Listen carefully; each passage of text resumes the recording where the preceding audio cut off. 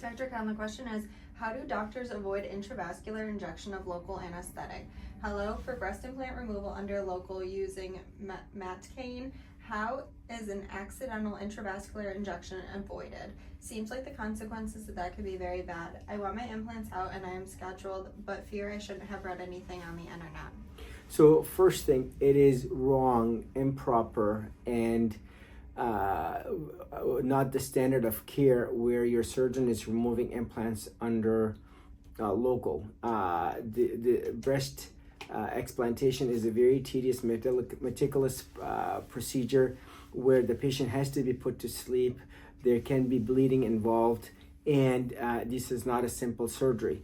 The goal of the surgery is to remove the entire implant capsule, all inflamed tissue, completely, sincerely, definitively, and no matter what, how much local is used, this surgery cannot be done in the manner where it's done under local. The second thing is, local is used all the time by dentists, by pediatricians, for example, pediatric surgeons, along with any surgeon for the matter. And there is a certain technique where as you inject, you pull back to make sure that you're not injecting into the vessel. You have to also make sure that the surgeon understands the anatomy so that you're not near any vessels. For example, doing local around the nose, there's a lot of blood supply, 5 big vessels supply the area around the nose, so that is relatively very dangerous area.